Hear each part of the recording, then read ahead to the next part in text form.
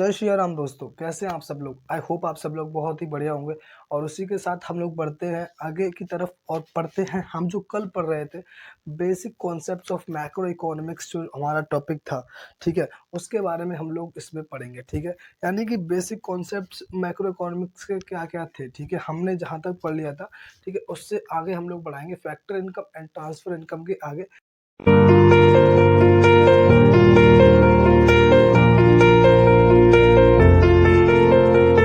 के बारे में हम लोग पढ़ते हैं जिसे बोलते हैं final goods and intermediate goods. यानी गुड्स दो तरीके के होते हैं, एक फाइनल, ठीक है, एक होते हैं इंटरमीडिएट। तो फाइनल कौन से होते हैं और इंटरमीडिएट में क्या होता है। तो final goods are those goods, ठीक है, which are used either for consumption, ठीक है, बहुत इंपॉर्टेंट है, या फिर वो कंजम्पशन के लिए, कंज्यूम करने के लिए यूज होंगे, या फिर वो इन्वेस्टमेंट के लिए। ठीक है, यानी कि ये वो गुड्स होते हैं, ये वो चीज़ें होती हैं, वो उस तरह के गुड्स होते हैं जो कि हम लोग अपने खाने पीने के लिए, कंजम्पशन के लिए, या फिर इन्वेस्ट करने के लिए, इन्वेस्टमेंट के लिए यूज़ करते हैं। उन्हें बोलते हैं हम लोग फाइनल गुड्स। ठीक है, जैसे intermediate are those goods which are use for resale, या फिर वो रीसेल करने के लिए यूज हो कि आगे उन्हें बेच सकें, और फॉर फर्दर प्रोडक्शन, यानी कि या तो हम उनको बेच सकें या हम उनका फिर से प्रोडक्शन कर सकें उसी सेम ईयर में। ठीक है, जिस साल वो बेचे गए हैं। तो फाइनल गुड्स वो गुड्स होते हैं जिनको हम कंज्यूम करते हैं और इन्वेस्ट करते हैं, और इंटरमीडिएट गुड्स वो गुड्स होते हैं जिनको हम बेच सकते हैं, रीसेल कर सकते हैं। ठीक है, रीसेल करते हैं, उन्हें कंजम्पशन नहीं करते उनका, या फिर उनको हम फिर से किसी प्रोडक्शन में यूज करते हैं फाइनल गुड्स बनाने के लिए उसी साल में। ठीक है, it is included in national income. ठीक है, फाइनल गुड्स जो होते हैं वो नेशनल इनकम में इंक्लूड किए जाते हैं, ऐड किए जाते हैं, और डोमेस्टिक इनकम में भी ऐड किए जाते हैं, क्योंकि इनका जो मनी होता है वो ऐड किया जाता है। ठीक है, it is neither included no in national income and domestic income. ठीक है, ना तो ये नेशनल में किए जाते हैं, ना ही डोमेस्टिक में किए जाते हैं। हमने दूध लिया, अगर जैसे मिल्क की बात करें, तो मिल्क से हमने क्या बनाया, मिल्क से हमने लाइक जो डेयरी शॉप्स होती हैं वो चॉकलेट्स वगैरह भी बनाती हैं, और उसके बाद कर्ड वगैरह हो गया। ठीक है, दही, घी, ये सारी चीज़ें हैं। तो मिल्क क्या है, मिल्क यहाँ पर अभी जो है वो इंटरमीडिएट गुड्स है, क्योंकि अभी मिल्क का हम आगे प्रोडक्शन करेंगे, मिल्क से हम लोग घी बनाएंगे, मिल्क से हम लोग कर्ड बनाएंगे, दही बनाएंगे।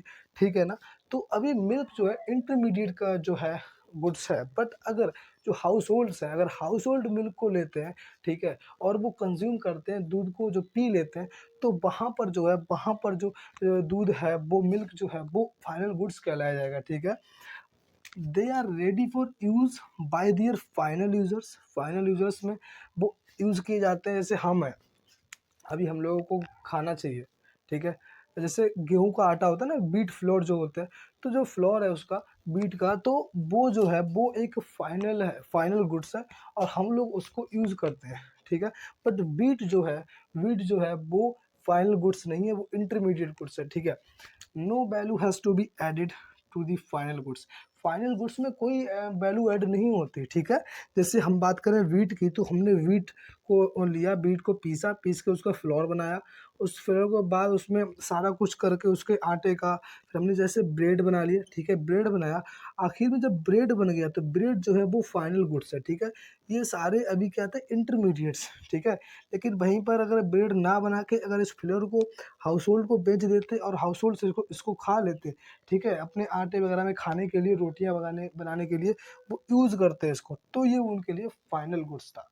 ठीक है, अब बात करते हैं इंटरमीडिएट को, तो they are not ready for use. वो तैयार नहीं होते कि हम उनको यूज़ कर सकें। ठीक है, उनमें कुछ ना कुछ वैल्यू जो होती है वो ऐड करी जाती है। ठीक है, फॉर इंटरमीडिएट, फॉर प्रोडक्शन। ठीक है, फिर दे क्रॉस प्रोडक्शन बाउंड्रीज, वो प्रोडक्शन की बाउंड्रीज जो होती हैं उनको क्रॉस करने के बाद जो है फाइनल गुड्स बनते हैं। जैसे बात करी हमने यहाँ पर मिल्क की, तो मिल्क जो है, मिल्क से कर्ड बनेगा।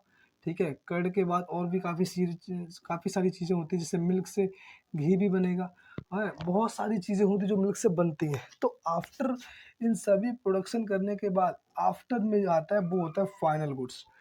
ठीक है, लेकिन इंटरमीडिएट गुड्स होते हैं, तो ये भी इंटरमीडिएट है, ये भी इंटरमीडिएट है। लेकिन अगर यहीं पर मिल्क जो है वो हाउस होल्ड अगर पी लेते, कंज्यूम कर लेते, तो वहाँ पर जो मिल्क था वो फाइनल गुड्स बन जाता। ठीक है, they are still within the production boundaries, यानी कि ये प्रोडक्शन बाउंड्री के साथ साथ चलते हैं, ठीक है। जैसे यहाँ पे प्रोडक्शन हुआ, दूध से दही बनाया गया, प्रोडक्शन हुआ, तो इंटरमीडिएट गुड्स यहाँ पर भी है। अब दही से कुछ और बनाया जाएगा तो दही जो है वो हो जाएगा इंटरमीडिएट। अगर दही सीधे कंज्यूम किया जाएगा तो दही जो है यहाँ पर वो हो जाएगा फाइनल गुड्स, ठीक है। अब बात करते हैं एग्जाम्पल की, तो like milk purchased bye house hold for consumption. अब दूध को कंज्यूम करने के लिए हाउस होल्ड ने लिया तो वो फाइनल गुड्स है। कार किसी ने खरीदी है इन्वेस्टमेंट के लिए, ठीक है, तो वो भी एक फाइनल गुड्स है।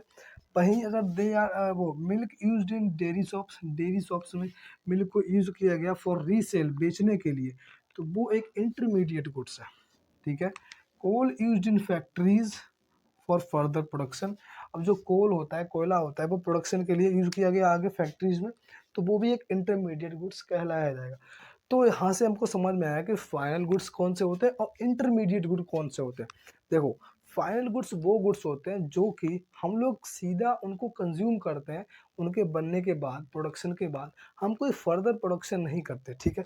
इंटरमीडिएट गुड्स वो गुड्स होते हैं जिन गुड्स को हम फर्दर प्रोडक्शन के लिए यूज़ करते हैं, उनका हम आगे भी यूज़ करते हैं। जैसे लकड़ी है, अब लकड़ी जो है, लकड़ी जैसे मानो फर्नीचर का कोई बिजनेस करता है, ठीक है, तो वो लकड़ी काट के लेके आया, तो उसने जो है वुड से, जो लकड़ी है उससे उसने क्या बनाया, टेबल्स, चेयर्स, बेंचेस, ठीक है, अलमीराज, ये सब उसने बनाई। तो वुड जो था, लकड़ी जो थी, उसके लिए एक इंटरमीडिएट गुड्स थी, ठीक है। बट अगर वही लकड़ी कोई हाउस होल्ड, कोई फार्मर घर पे लेके आता और जलाने के लिए काम करता, तो वो जो लकड़ी थी वो वहाँ पर फाइनल गुड बन जाती और वो वहाँ पर कंज्यूम करी गई थी, इसलिए।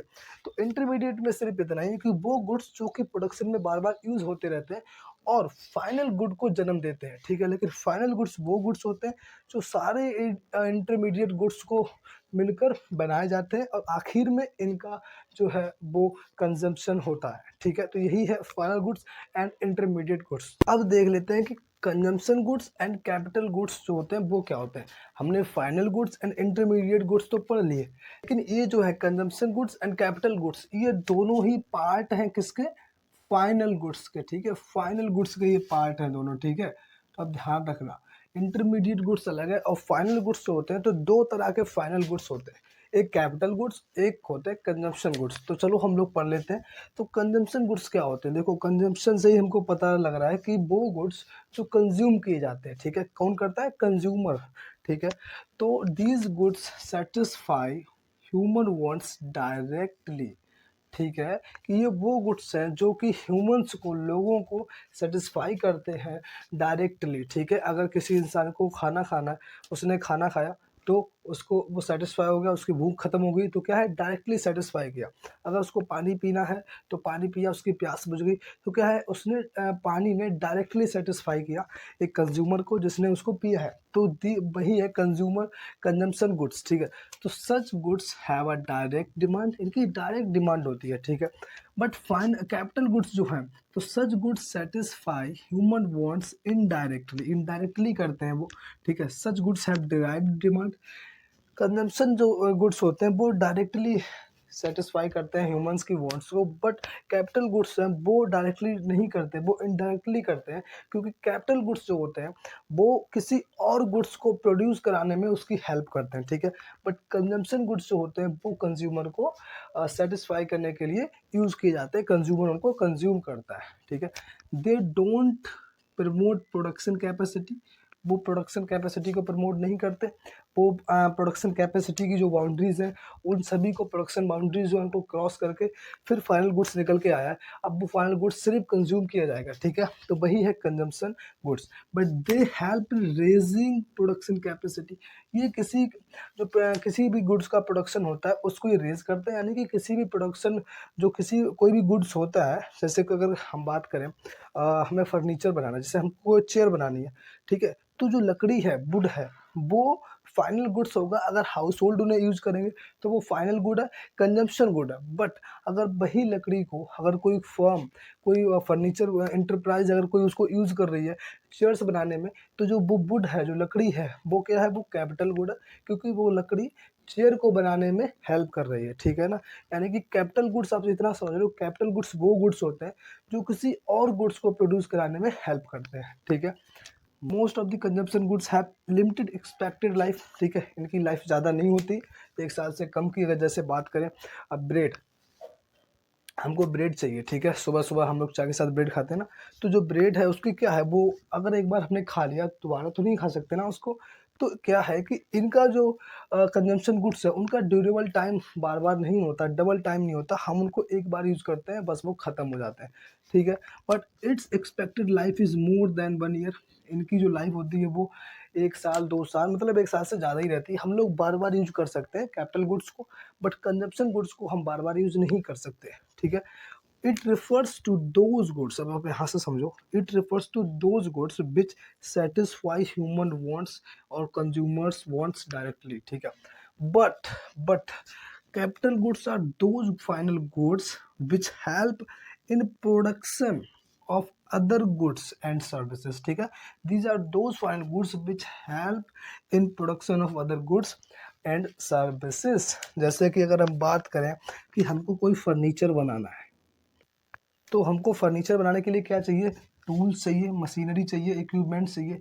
तो ये टूल्स, मशीनरी, इक्विपमेंट से क्या है, ये फाइनल गुड्स है, ठीक है। लेकिन अगर यही गुड्स अगर कोई हाउस होल्ड यूज़ करता है तो वो क्या होंगे, वो कंजम्पशन गुड्स होंगे, ठीक है। बट अगर वही गुड्स कोई इंटरप्राइज यूज़ कर रहा है अपने फर्नीचर या अपने किसी भी प्रोडक्ट को बनाने के लिए, तो वो टूल्स, मशीनरी, इक्विपमेंट्स, इंस्ट्रूमेंट्स वो सारे कैपिटल गुड्स में जाएंगे, ठीक है। लेकिन अगर कंजम्पशन की बात करें, जैसे ब्रेड हो गया, बटर, शर्ट, पेन्स, ये सारे क्या है, कंजम्पशन गुड्स है। अब एक आपको कन्फ्यूज़न और आएगा कि कैपिटल गुड्स और इंटरमीडिएट गुड्स में डिफरेंस क्या होता है, तो आप ऐसा समझ लो, बहुत प्यार से अच्छे से समझो कि ये दोनों पहले तो फाइनल गुड्स हैं, ठीक है। कंजम्पशन गुड्स वो गुड्स होते हैं जो हम डायरेक्टली कंज्यूम करते हैं, खाना खाना, ठीक है, हमारे क्लोथ्स। अगर हमने कोई गाड़ी, जैसे हम कार का एग्जांपल ले लें, हमने कोई गाड़ी खरीदी, जैसे किसकी बात करें, जी वैगन की बात करते हैं। तो मैंने एक जी वैगन खरीदी, ठीक है, जी वैगन मैंने खरीदी, मैं अपने पर्सनल यूज़ के लिए कर रहा हूँ।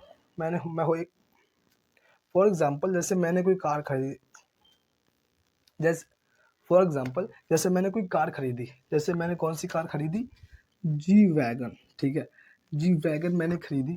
मैं एक हाउस होल्ड हूँ, मैंने अपने पर्सनल यूज़ के लिए कार को खरीदा।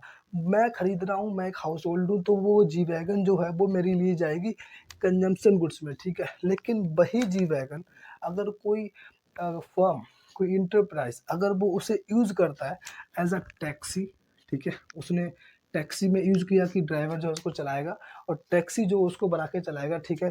तो वो वहाँ पर क्या है कि वहाँ पर वो एक कैपिटल गुड है, क्योंकि उस कार को यूज़ किया जा रहा है किसी और काम के लिए, ठीक है। तो वहाँ पर क्या है, वहाँ पर जो कार है वो कैपिटल गुड है। लेकिन वही कार अगर कोई सेलर खरीदता है रीसेल करने के लिए, बेचने के लिए, तो वो जो कार है वो रहेगी वहाँ पर इंटरमीडिएट गुड्स, ठीक है। इंटरमीडिएट और फाइनल में बस इतना डिफरेंट है कि फाइनल गुड्स डायरेक्टली कंज्यूम किए जाते हैं, लेकिन इंटरमीडिएट गुड्स में सिर्फ इतना है, रीसेल। इंटरमीडिएट में आप समझ लो रीसेल आता है बस। अगर कोई भी चीज़ रीसेल बेचने के लिए बनाई गई है या फिर उसका आगे प्रोडक्शन होगा, तो वो चीज़ इंटरमीडिएट होगी। लेकिन अगर फाइनल गुड्स अगर कोई चीज़ बन गई है और उस चीज़ को हेल्प कर रहे हैं हम किसी और चीज़ को बनाने के लिए, किसी और चीज़ को बनाने के लिए अगर हम उस चीज़ को हेल्प कर रहे हैं, तो वो कैपिटल गुड्स है। लेकिन अगर उसी चीज़ को हम कंज्यूम कर रहे हैं तो वो कंजम्पशन गुड्स है, ठीक है। आई होप आप लोगों को ये समझ में आया होगा। अब हम पढ़ते हैं कुछ और कॉन्सेप्ट की तरफ। अब देख लेते हैं एक और बहुत इम्पोर्टेंट टॉपिक, इन्वेस्टमेंट। अब देखो मेरे भाई, ये जो टॉपिक है यहाँ से आगे का जितना है बड़ा इम्पोर्टेंट है। आप अच्छे से पढ़ते चलना, समझते चलना। जो हमने लास्ट क्लास में पढ़ा था, फैक्टर कॉस्ट, मार्केट कॉस्ट, उसको अच्छे से पढ़ लेना। ओ फैक्टर कॉस्ट और मार्केट प्राइस, वो आगे बहुत काम आने वाला है न्यूमेरिकल्स में। और ये जो टर्म है इसको अब बहुत अच्छे से समझ लेना, बहुत ही अच्छे से, ठीक है। आप अगर कन्फ्यूजन थोड़ा भी रहा तो न्यूमेरिकल्स नहीं लग पाएंगे, ठीक है। तो ज़्यादा डिफिकल्ट नहीं है, बस आराम से समझना आप, ठीक है। तो इन्वेस्टमेंट क्या होता है, आप ऐसे ऐसे समझ लो। जैसे हमने कहीं अपनी प्रॉपर्टी लेके खरीद ली, जैसे हमारे पास पैसा है तो हमने अपनी प्रॉपर्टी कहीं 10 बीघे की ज़मीन खरीद ली, ठीक है। तो वो क्या है, वो हमारा इन्वेस्टमेंट है, हमने अपने पैसे को इन्वेस्ट किया। आज हमने वो ज़मीन 10 लाख की खरीदी है, 10 बीघा, और आगे आने वाले 10 सालों में उस ज़मीन की कीमत 10 लाख से 50 लाख हो जाएगी, तो हमें 40 लाख का फ़ायदा हुआ ना, वही है इन्वेस्टमेंट, ठीक है। तो इन्वेस्टमेंट क्या है? इट रिफर्स टू एडिशन करना to capital stock of an economy.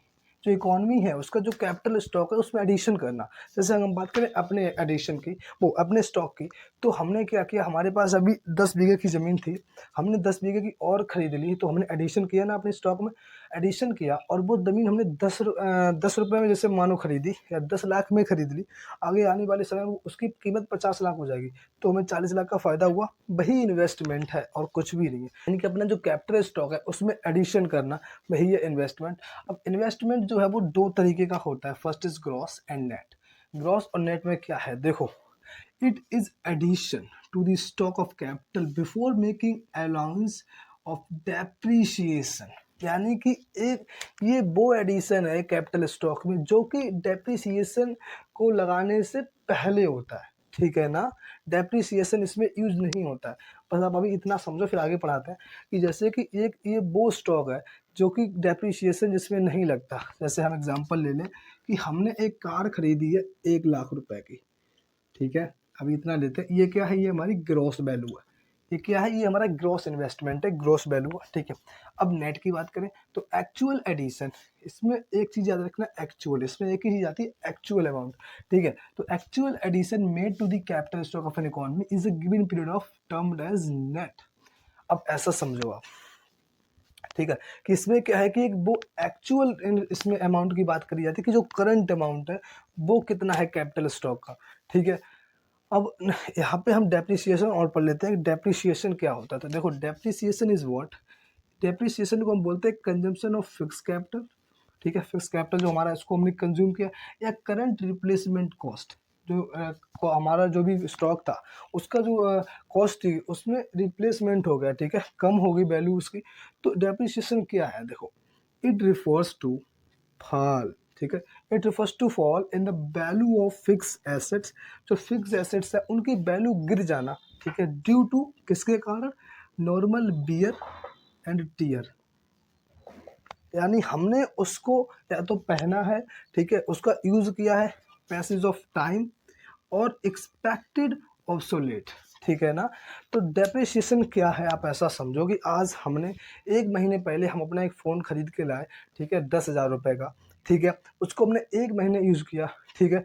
अब हम जब उसको किसी के पास बेचेंगे तो उसकी कीमत गिर जाएगी, ठीक है, गिर जाती है ना, 10 का लेके आए तो कोई 4 का लेगा या 5 का लेगा, तो जो कीमत गिरी है 5 रुपये, उसको ही बोलते हैं डेप्रिसिएशन, ठीक है। या तो हमने उसको यूज़ किया है इस वजह से गिरी है, या फिर उसका टाइम मतलब ज़्यादा हो गया कि हमने 1 महीना हो गया उसको यूज़ करे, चीज़ पुरानी हो गई है, ऑब्सोलेट हो गई है, इसलिए हमने उसको बेच दिया और उसकी जो वैल्यू थी वो कम हो गई, उसे बोलते हैं डेप्रिसिएशन, ठीक है। और एक्सपेक्टेड ऑब्सोलेट, इसका मतलब होता है कि टेक्नोलॉजी में चेंज आ गया, कि जैसे बात करें पहले चलता था 2G 3G फ़ोन, ठीक है, जो भी नेटवर्क था 2G 3G में था, ठीक है। अब वो कितना पुराना हो गया, टेक्नोलॉजी उसकी चेंज हो गई, क्योंकि उसमें यार उतना बहुत स्लो रहता, तो टेक्नोलॉजी चेंज हो गई, तो आपको, तो अब हमको नया लेके आना पड़ेगा, जो है 4G 5G वो चल रहा है। तो ऐसा ही है कि किसी भी टेक्नोलॉजी में चेंज हो जाना उसकी वजह से, या समय की वजह से, या फिर उसको यूज़ करने की वजह से, जिस भी चीज़ में उसकी वैल्यू गिरती है उसे डेप्रिसिएशन बोलते हैं। अब हम समझते हैं एग्जाम्पल से,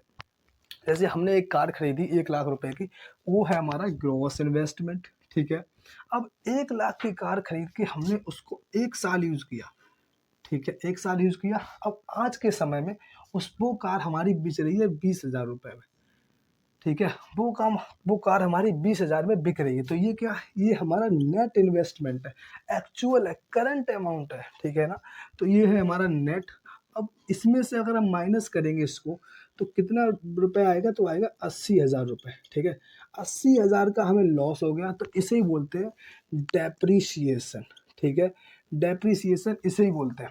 लेकिन ये हमारा लॉस नहीं है, ये चीज़ गिर गई है क्योंकि हमने उसको प्रॉपर यूज़ किया, और उसके बाद उसकी टेक्नोलॉजी भी चेंज हो गई और समय भी ज़्यादा हो गया, तो उसकी जो 80,000 रुपये की जो कम हुए, इसे डेप्रिसिएशन बोलते हैं।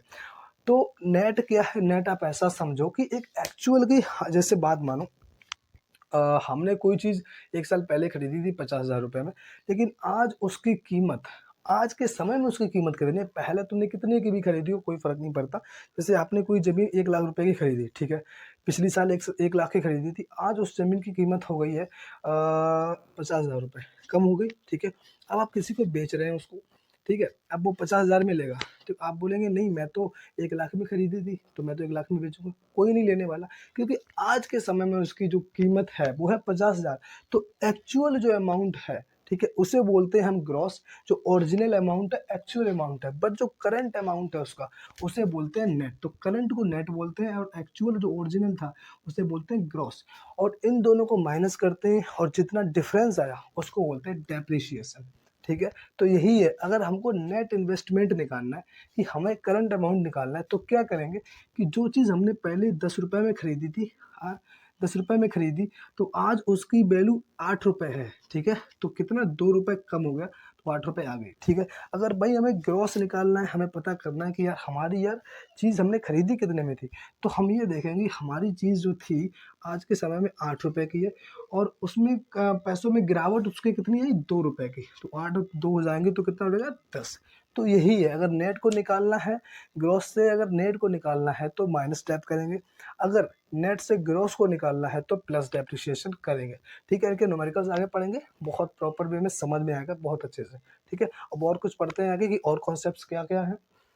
अब देखते हैं डेप्रिसिएशन एंड कैपिटल लॉस, ठीक है? कि डेप्रिसिएशन और कैपिटल लॉस में एक बहुत बड़ा कन्फ्यूज़न रहता है, ठीक है? इसलिए हम उनके डिफरेंस को समझ लेते हैं। तो डेप्रिसिएशन तो पता ही चल गया कि कोई भी चीज़ उसकी अगर यूज़ करने से या ज़्यादा टाइम हो जाने से, ठीक है? या फिर टेक्नोलॉजी चेंज हो जाने से उसकी वैल्यू गिर जाती है, उसे डेप्रिसिएशन बोलते हैं। Fall in the value of fixed assets, ठीक है? Due to the normal wear and tear and passage of time and expected obsolescence. अब 3 चीज़ें याद रखना, wear tear, passage of time and expected obsolescence, ठीक है? अब कैपिटल लॉस क्या होता है? देखो, it refers to the loss, ये एक लॉस है in the value of fixed assets due to unforeseen obsolete and natural calamities, thefts, accidents etcetera, ठीक है? डेप्रिसिएशन और इन दोनों को हम एग्जांपल से समझ लेते हैं। हमने एक फ़ोन खरीदा 1 साल पहले था, तो 10,000 रुपए का खरीदा था, मतलब मैंने एग्ज़ाम्पल दे रहा है, ठीक है?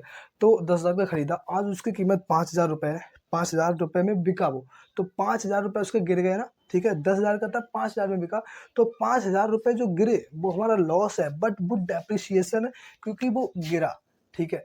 फॉल, लेकिन हमें वो उम्मीद थी, एक्सपेक्ट थी, हमको एक एक्सपेक्टेशन थी कि हाँ, इसकी वैल्यू गिरेगी यार, गिरती है, कोई भी चीज़ पुरानी होती है तो गिरती है, ठीक है? लेकिन वही फ़ोन हम 10,000 का लेके आए थे और हमारा कुछ यहाँ पे मतलब चोरी हो गया, या जैसे मानो हमारा गिर गया, टूट गया, ठीक है? फ़ोन टूट गया एक्सीडेंट में, वो फ़ोन टूट गया, वो क्या है, वो हमारा कैपिटल लॉस है, जो हमारा कैपिटल था उसका लॉस हो गया, ठीक है?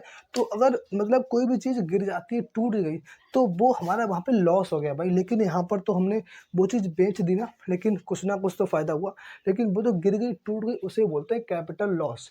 जैसे बाइक खरीद के लेके आते हैं, ठीक है? बाइक हम लेके आए 2 लाख की, हमने अगले साल उसको 1 लाख में बेच दी, 1 लाख का तब भी चलो फ़ायदा हो गया, 1 लाख का जो वैल्यू गिरी उसे डेप्रिसिएशन बोलेंगे।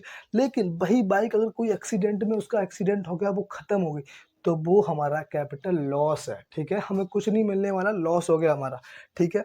अब बात कर लेते हैं कि डेप्रिसिएशन में प्रोविज़न बनाते हैं कि नहीं, ठीक है? तो provision is made for replacement of assets as it is an expected loss, ठीक है? इसमें प्रोविजन बनाया जाता है डेप्रिसिएशन में।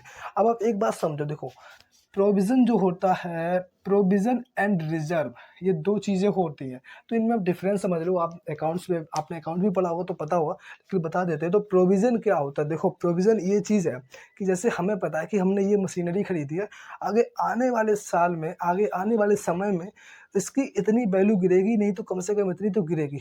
तो हमको एक उम्मीद थी कि इतनी गिरेगी, तो हमने एक पर्टिकुलर उसी चीज़ के लिए अपना पैसा अलग निकाल के रखा था, ठीक है? उसे बोलते हैं प्रोविज़न, ठीक है। और रिज़र्व क्या होता है? रिज़र्व ये है कि हमें पता नहीं है, ठीक है, अनसर्टेन है, हमें नहीं पता, अनएक्सपेक्टेड है, हमको नहीं पता कि वैल्यू गिरेगी या बढ़ेगी, क्या होगा, बस हमने इतना पैसा निकाल के रख लिया कि अगर इतनी प्रॉब्लम आएगी तो हम ये चीज़ कर लेंगे, ठीक है। इतना पैसा निकाल के रख लिया, जैसे घर में अब सेविंग करते हैं ना पेरेंट्स की, हाँ, इतना पैसा कभी क्या पता कोई बीमार पड़ जाए या कोई ज़रूरत पड़ जाए, तो हमने इतना पैसा अपना सेव करके रखा है, वो क्या है, वो एक रिज़र्व है। लेकिन अगर पापा को पता है कि हाँ यार, ये प्रॉब्लम ज़रूर आएगी हमारे बच्चे की लाइफ़ में, तो वो पैसा जो उसके पर्टिकुलर चीज़ के लिए निकाल के रखते हैं, जैसे कोई पिता लोग अपनी बेटी के लिए शादी के लिए रखते हैं ना, तो वो एक प्रोविज़न है, ठीक है ना? सो प्रोविज़न बनाया जाता है डेप्रिसिएशन में, ठीक है? Provision is maintained through depreciation reserve fund जो होता है, उससे इस पैसे को निकाल लिया जाता है, ठीक है? तो बट कैपिटल लॉस में कोई भी प्रोविज़न नहीं बनाया जाता, बिकॉज़ कैपिटल लॉस जो है वो एक अनएक्सपेक्टेड लॉस है। हमें उम्मीद ही नहीं है कि होगा, हम फ़ोन लेके आए, हमें थोड़ी ना पता है कि टूटेगा कि नहीं, हम बाइक लेके आए, हमें थोड़ी ना पता है कि टूटेगा नहीं, है ना? तो इसीलिए हम लोग इंश्योरेंस कराते हैं अपने एसेट्स का, जिससे कि हम अपनी जो कॉस्ट, जो मेरा लॉस हुआ है, उसको कम कर सकें, ठीक है ना? बाइक का इंश्योरेंस होता है ना, अगर हमने हमारी बाइक 1 लाख की लेके आए, हमने उसका बीमा करा लिया था, उसका एक्सीडेंट हो गया तो कुछ भी नहीं तो कंपनी कुछ 30, 40, 50 हज़ार कुछ तो दे देगी ना, तो कुछ तो फ़ायदा हो गया ना। तो इसमें प्रोविज़न नहीं होता, इसमें एक इंश्योरेंस करा लेते हैं, बीमा करा लेते हैं, ठीक है। अब बात करें प्रोडक्शन प्रोसेस की, तो डेप्रिसिएशन में कोई भी प्रॉब्लम नहीं करता प्रोडक्शन प्रोसेस में। वैल्यू गिरी है तो कोई बात नहीं, लेकिन it hampers the production process, ये बाधा डालता है प्रोडक्शन प्रोसेस में। कोई भी चीज़ खराब हो गई, टूट गई, एक्सीडेंट हो गया, तो सही तो करनी पड़ेगी ना, तो प्रोडक्शन प्रोसेस में प्रॉब्लम आएगी ना, हिंड्रेंसेस आएंगे ना, तो ये है कि it hampers the production process. So guys, इस क्लास को हम लोग इधर ही फिनिश करते हैं, और कुछ भी थोड़े इंपॉर्टेंट टॉपिक और रह गए हैं वो हम कवर कर लेंगे नेक्स्ट क्लास में, बिकॉज मैं नहीं चाहता कि अगर हमारी क्लास बड़ी हो और थोड़ा मतलब प्रॉब्लम हो समझने में, तो छोटे छोटे कम कम टाइम में ज़्यादा से ज़्यादा पढ़ेंगे, ठीक है ना। In minimum input we get in maximum output, ठीक है। सो हम लोग इस क्लास को इधर ही फिनिश करते हैं, और आप, आई होप आपने बहुत अच्छे से पढ़ा होगा, समझा होगा। मिलते हैं फिर नेक्स्ट क्लास में और कुछ नई चीज़ों के साथ, तो आप इसको अच्छे से पढ़ लेना। कोई भी अगर प्रॉब्लम आती है तो प्लीज़ आप कमेंट ज़रूर करना, ठीक है। अगर क्लास अच्छी लगी हो तो लाइक भी कर देना, और चैनल को भी सब्सक्राइब कर लेना, जिससे हमें पता चलता रहे कि हाँ, पढ़ रहे हैं लोग, बच्चे समझ में आ रहा है और हमसे जुड़ रहे हैं, ठीक है ना। और हमारी और भी जो भी नोटिफिकेशंस हैं वो भी आपको मिलती रहे टाइम टू टाइम, ठीक है। तो चलते हैं, फिर मिलते हैं नेक्स्ट क्लास में। Take care of yourself and keep study and जय श्री राम।